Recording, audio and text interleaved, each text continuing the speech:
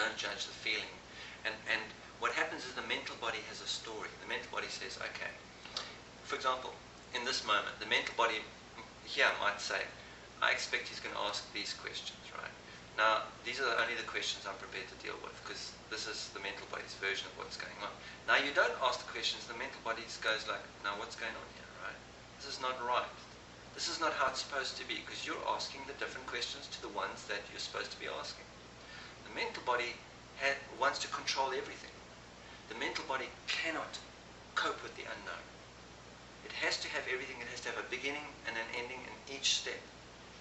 The mental body's version of awareness is enlightenment. There's a place to arrive, there's a firework display, there's eternal grinning, and I know everything forever and ever, amen, right? That's the mental body's version. Well, I tell you what, it's not like that at all. You sure? It's not like that. In my experience, it's not like that at all. It's about waking up each day and working with the joystick and going, what's happening, right?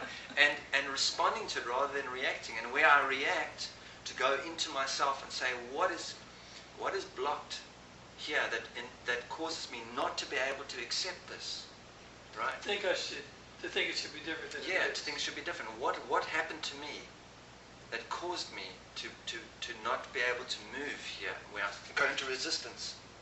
And so to go and adjust that means I go into the emotional signature. It's going to be fear, it's going to be anger, it's going to be grief, it's going to be a combination. Might be predominantly one of those. If it's fear and I sit in the fear, I'll find there's anger underneath. If I sit in the anger, I'll find there's grief underneath. Once I release that, or once I integrate it, right, and allow it to be there, and allow it to, it's like allowing my heart to have its way with me. We don't want the heart to have its way. I mean, and the heart, Only when it's good. only when it feels good, only when it's according to the story. Right, there you go. When it's not according to the story of the mental body, we're not interested. We're going to sedate. Right. So a good example is this. There used to be a time when I did presentations, when I felt anxiety before. And not so much anymore, very seldom. Because I trust it now.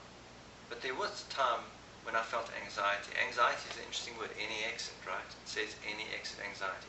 What anxiety means is I want a way out of here, or I'm not present, is what it also means. I'm not here, I'm in my head. And so, in the earlier years of my life, if I had anxiety, I would have coffee, I would have a cigarette, I would do things to mask it over. Now when that anxiety comes up, I go, are you trying to tell me something? I'm not in my heart. I'm in my head. I'm trying to, I'm not here, or I'm trying to get out of here. So what I do, I sit with that feeling of anxiety. I just put my attention, and it's usually here somewhere, and I'll just sit with it. I'll put not to do anything, I'll just put my attention and be with it. And what happens is, as I walk into the presentation, I sit with that feeling, and what that feeling enables me to do the presentation from the heart, not from the head. Now, if I'm ever in my head about it, it's going to be there. So what I'm doing is I'm using the emotional body to navigate myself in each moment. And that's the same thing. Through all my life experiences, I'm always letting the emotional body be the rudder. The mental body will lie through its teeth. It will tell you whatever story it wants to tell you to get its way. It can justify anything. But the emotional body doesn't lie. Whether it's fear, anger, and grief, whether it's feelings of elation, whatever, it's going to feel in that moment. It's going to be in the moment with what's going on. The physical body doesn't lie too. We just not got to know how to read it. The physical body is always in the moment and always reflecting where we can't be in the moment. So learning to read that too. The mental body, I mean, I can sit here with you and then start going off to somewhere else in my thoughts. And not be here with you, right? That's the trappings of the mental body, and we live in an age where we live in that place. We live in the mental realm. We're not showing up in the moment where the only real activity is possible, where the only life takes place. And the reason we're not showing up in the moment is it's uncomfortable. And the reason it's uncomfortable is because there's stuff going on in the emotional body that's unintegrated. And until we take care of that, it doesn't care how much good thinking we do. It doesn't even matter matter how many practices, physical stuff we do, just sitting, being in the moment and feeling it as it is, that's what enables us to come back into the moment. That's the heart of the matter.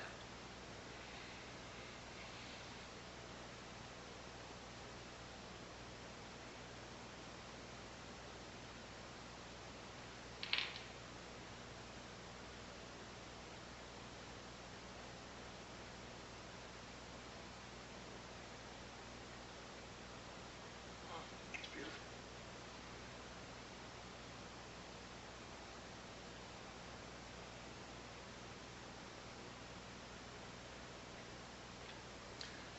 So one thing I do is work with people who aren't even thinking about this process. And on some level it seems futile to invite them to what I know to be helpful feeling. On the other hand, it's more futile to try to toy with the physical experience they're having. Because I know, well, the way I see that as it's a reflection that's already happening. By the time it shows up physically, it's already happening. Yeah, it's already unfolding. But the thing is to be integrative. So even though I place an emphasis on the emotional body, the thing is to be integrative. In other words, the physical and the integrative means emotional, mental, and physical. But integrity is about knowing the right building materials, the right applications for the right building materials. So for me, the most important thing is my integrity, right? And what do I mean by that practically? My integrity means that I go to my heart as the causal point of my experience. Yet I honor the mental. I love the mental body. Without the mental body, how would I do my work, right? How would I write the books? How would I stand up and do presentations? But the thing is to know, what is the role of the mental body? What is the role of the physical? How would I experience this wonderful experience without my physical body? I love this body. When I'm doing my presentations, I'm doing the emotional, mental, and physical body. I'm feeling in the moment what's appropriate to address, to go. I'm using the mental body to communicate that, and I'm using the physical body to illustrate that, right? So it's not about siding only with the emotional body. It's not about it's about being integrative. It's about having integrity. And integrity is only possible when we know the right application for each and we go to the right part for its purpose. If I go to my mental body to try and heal the causal point of my experience, I'll have no integrity. I'll be out of integrity. For example, if I just use my mental body as a means to gain the awareness for my presentations, in other words, if my presentations come out of reading books, I read all these books and then I come and I regurgitate what I've read, I don't have any integrity. Right? Okay, so my integrity comes from using my emotional body as the causal point of my experience. I dive into the experience, I have these emotional experiences, I work with the emotional body, I see what the impact it has. And out of that experience, not out of gathering it mentally, out of actually entering the direct experience, emotionally seeing the impact on my mental and physical world, and then I come and give the presentation from that point of experience. Now, it comes from a point of integrity. Or another way of being out of integrity is I could go and ask someone to write a talk for me, a really good one. That's what our politicians do, right?